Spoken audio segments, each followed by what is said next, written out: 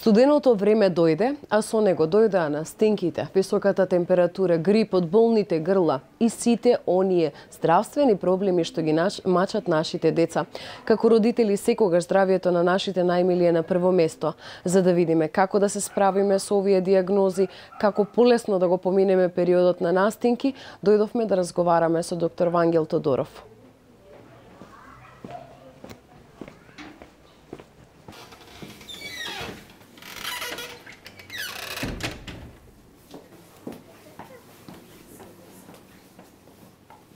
Добар ден на сите. Добар ден. Како сте, докторе? Како сте ви? Почитувани на темата грижата за здравието на нашите најмили, денеска ќе отвориме и ќе продискутираме заедно со доктор Вангел Тодоров, педијатар. Пред се ви благодарам за одвоеното време што сте дел од утринската програма на Мега телевизија.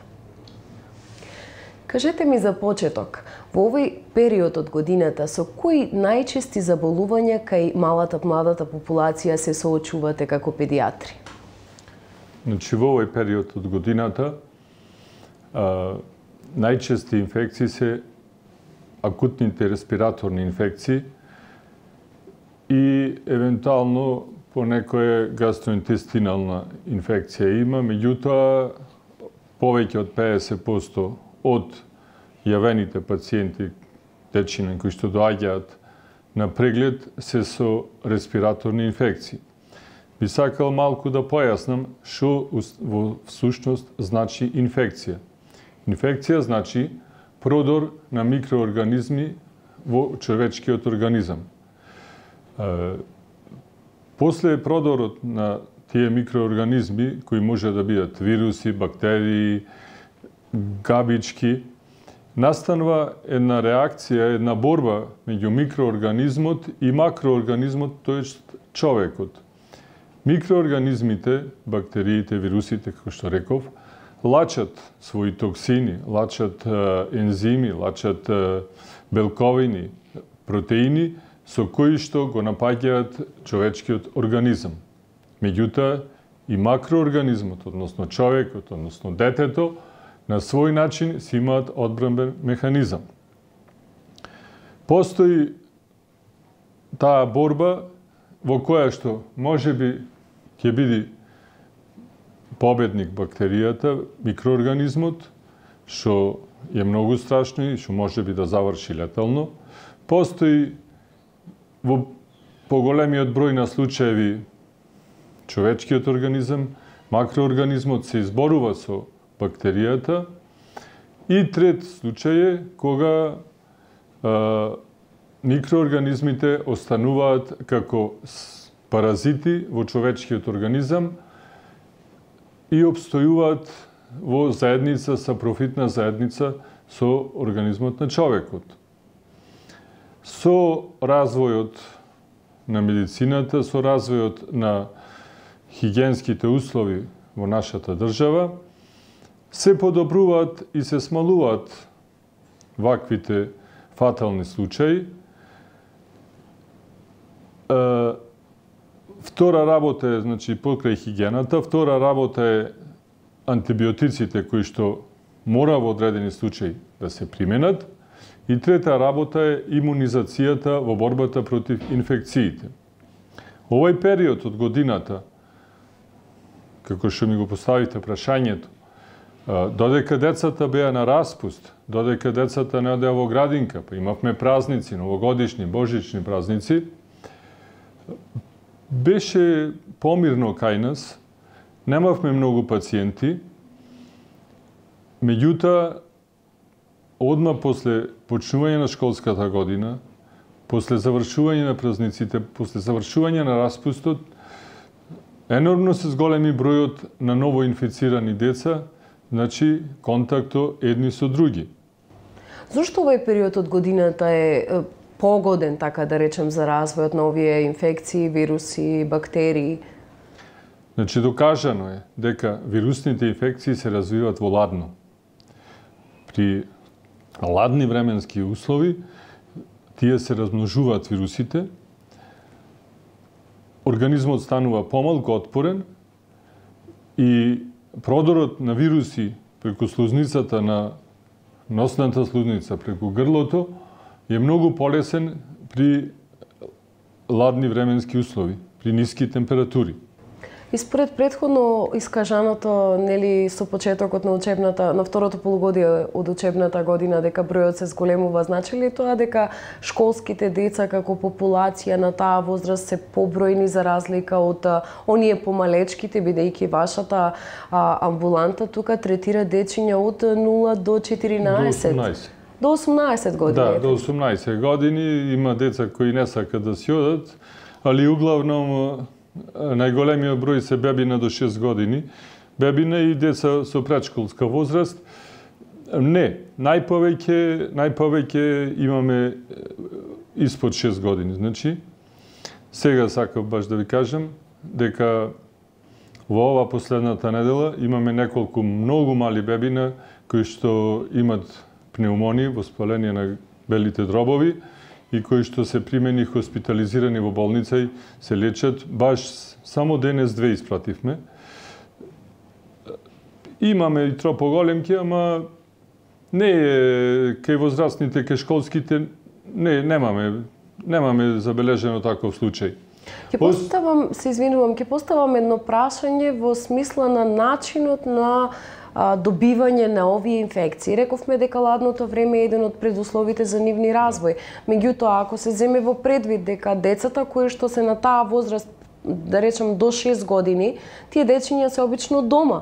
Тие се малечки, се бебиња, за разлика од школските и предшколските кои што се мешаат во групите.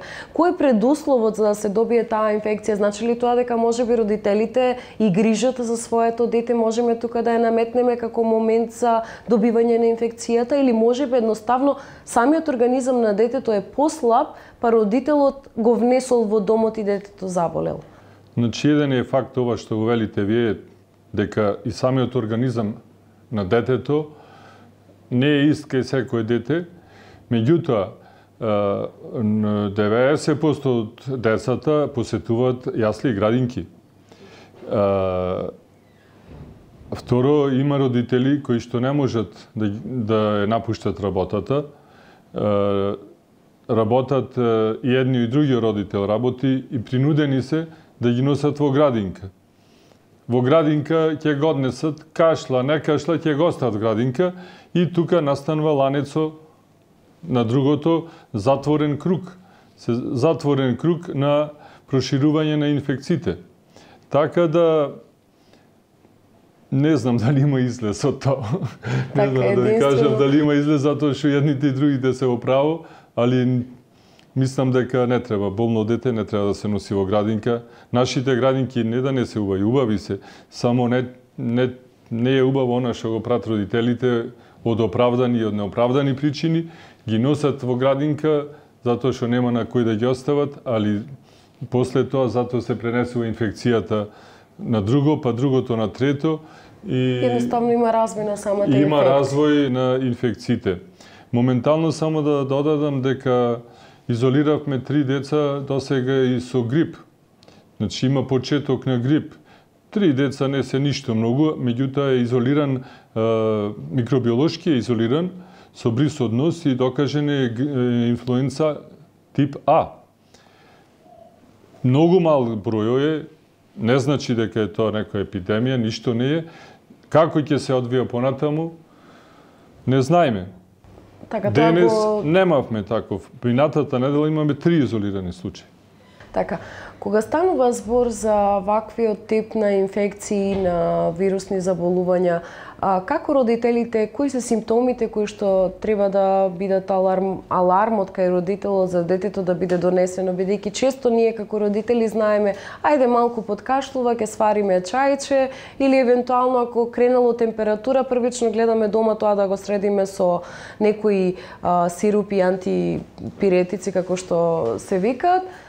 Меѓутоа, кој е онај аларм кога навистина треба да се побара вашата професионална помош како педиатри, кои што нели понатаму после прегледот ги препраќате таквите случаеви кон онаму каде што има потреба? Вака, родител најдобро си го знае своето дете како било до вчера, како е денес.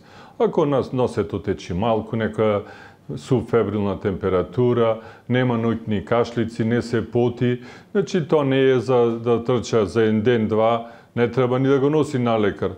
Меѓутоа, ако детето почнува ноќе да кашла, ако почнува ноќе да се поти, ако почнува да крена висока температура над 38,5, ако поминале повеќе од 2 дена и одбива да јади, по малите деца најважен знак е одбивање на јадење, во тој случај треба да се јави кај свој матичен лекар, па тој ќе одреди дали треба или не некои понатамошни анализи или ќе одреди терапија. Имаме исто така и бронхити доста во овој период, што е и нормално во зимскиот период, да имаме и бронхити. Тие ги третираме лично тука со инхалации, со терапија која што е пропишана по протокол и добро оди тоа, добро оди. Кажете ми, во однос на овие бронхопнеумонии и други инфекции, имаме случаи кога нели во Македонија се почна една превентивна кампања за вакцинација против грип. Колку овие бронхопнеумонии, доколку децата бидат вакцинирани со превентива од сезонскиот грип, можат да се заштитат? Или евентуално тие не спаѓаат во групата која што оваа вакцина како заштита ги нуди? Бронхопнеумоните обично настануваат после вирусна инфекција на горно-респираторните органи, значи нос, грло, се накалемват секундарни инфекции и тие се бактериски. Претежно се бактериски инфекции. Значи, вакцината за грип кај деца не е многу голема гаранција дека таа ќе го заштити утре да не добие грип. Лично, многу ги препорачуваме вакцините, сите останати вакцини кои што се за детската возраст, меѓутоа, кај деца вакцини од грип, засега, јас лично не препорачувам. Сето тоа затоа што таа вакцина против грипо е тип на грип кој од претходната година. Ние не знаеме каков тип на грип ќе има оваа година. Децата, важно е децата да ги примаат вакцините кои што се со закон пропишани.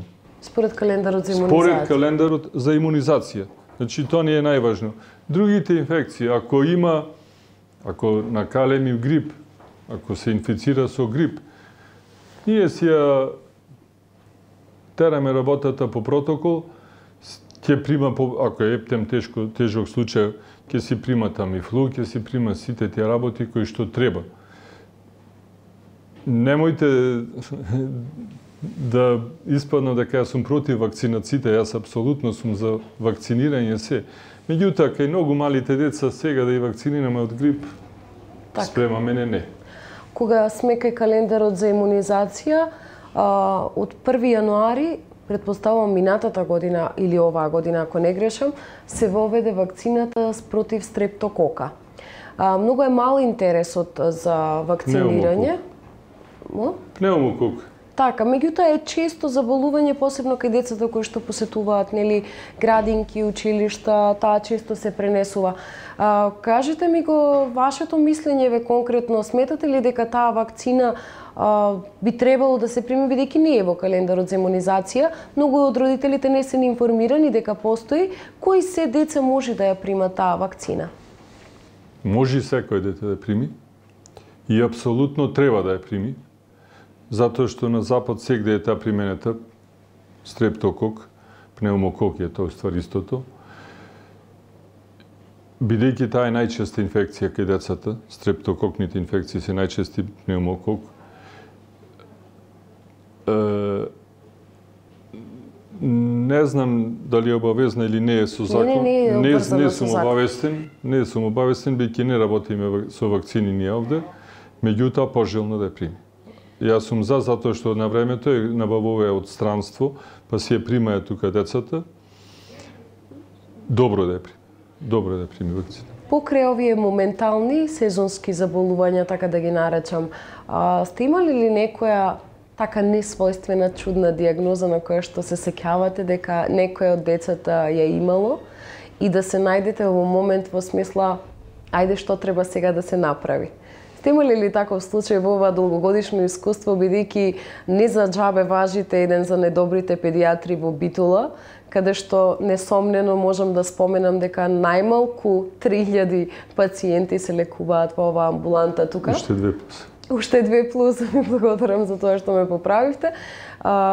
Кажете ми еден таков интересен случај и би сакала да слушнам, медицината оди напред, меѓутоа и самите вируси, инфекции, заболувања со тек на годините се менуваат. Како успевате да го фатите текот и да бидете навремено информирани и да знаете како со што да се справите? Вака да кажем. Значи, сите педиатри се добри кога се одлучиле да работат со деца. Сите, мислам дека нема лош педиатар, и сите си работат својата работа. Да не се сватиме погрешно, јас го кажав како лично чувство и луѓе со кои што сум разговарал. Добро. Сум имал повеќе интересни такви случаи. За жал, многу тешки се тие диагнози. Тоа се тумори во мозокот, тумори во белите дробови. Меѓутоа, секој пат ќе ми остани во сеќавање едно детенце кое што сега е маж, 17-18 години, не сакам името да споменувам, кога дојде суспектно како пневмонија да има, кога јас ја видов снимката, јас заклучив дека е тумор, го испратив во Скопје, истата диагноза како неуробластом го испратив, истата диагноза ми беше вратена после оперативниот третман. И тоа така, за жал, неуба работа, ама за жал среќно сето се заврши и сега е тој маж голем иди овде. И уште еден сличен случај каде што додека бев на специализација во Институтот за мајка и дете во Белград, донесо едно детенце со диафрагмална хернија и со една огромна јетра и со едни срчеви мани, каде што детето на институтот беше, сепак е тоа врвна установа, меѓутоа таму не може да го најдат начино на лечење, тоа беше уште во Југославија, во која што живеевме. Јас меѓу време се вратив во Битола. Детето беше испратено во Лондон на операција. Сега тоа девојче има своје девојче кој го носи кај мене, така да тие се едни убави сеќа. Има многу такви. Најважно е дека во медицината нема 2 и 2. Најважно е нема 2 во медицината. А сепак вие го следите трендот. Вие не застанувате од она што сте го научиле во тој Белград или на институтот или на факултетот или да речам во другите места каде што посетувате. Вие сте постојано во тект. Која е тајната на вашата специјалност и совршеност, би рекла, во вашата сфера? Знаете како? Мојата мајка велеше добар поп до гроба учи. Треба да се прати литературата, треба да се пратат семинари, конгреси. Семинари и конгреси, колку што сме во можност, пратиме. Каде од што немаме време многу, каде што немаме услови. Меѓутоа, углавном ги пратиме. И трето, денес има и на интернет, само има и на интернетот кои што се званични списанија. Мора да се прати. Мора да се прати. Има нови лекови, има стари лекови кои веќе се исфрлени од употреба. Тоа би било смешно сега јас да препишам некој вибрамицин кај дете кој е исфрлен од употреба или некои лекови кои се во соседните држави бивши југословенски исфрлени од употреба, а ние да ги препишуваме. Само уште едно прашање на крај. Како долгогодишен педијатар, колку сте задоволен од родителите на вашите пациенти во изминативе години, колку имаат разбирање и колку ги следат вашите нападства? Има ли Битола дисциплинирана пациентска култура, така да се израза? Има. Битола има културни, образовани и паметни родители. Меѓутоа има еден многу мал дел на родители кои не слушат нас, докторите, педиатрите, него прочитале на Фейсбук или прочитале на интернет. Јас, докторе, прелистав, па знам. Значи, има и некои родители кои купуват надри лекарства, посебно сакам да потенцирам. Немојте да купувате лекои ако нема сертификат, декларација, фабричко производство. Немојте оние кутивчине што се без име и презиме да купувате лекови, да им масти или некои надри лекарства. Не е тоа убаво затоа што може би да биде и штетно. Меѓутоа, повторно ќе кажам, од моите пациенти, од околу 5000 пациенти колку имаме ние тука 7 вработени, кои сме 7 вработени, 99% се разбрани луѓе, не почитуваат, не слушаат и успехот на нивното лечење мислам се должи на тоа. Има некои работи кои одстрана ќе му кажи некој, знаете како јас вака велам, ако некој прави куќа и кога некој ќе помини, кој да помини ќе речи оти не направивте овде прозорец, отивте оџак, оти овде не кладовте скали, сите инженери сме. Малку и менталитетот кај нашиот народ е таков, меѓутоа јас сум 99% задоволен од пациентите, а кај тој 1% пак најдваме некој заеднички јазик, малку да ги убедам и најдвам начин да ги убедам и да ги испратам на правиот пат во лекувањето на нивното дете. И уште една работа, дека децата се, стварно денес децата се добро исхранети, добро облечени, хигиената им е на високо ниво, така да задоволство е еден педијатар денес да работи со бебина и со деца на вакво ниво. Така. Ви благодарам за разговорот и што бевте дел од утринската програма на МЕК. Затоа што не посетивте и поздрав и честитка за сите наши пациенти и тие кои не ни се, тие кои ни се пациенти. Ви благодарам.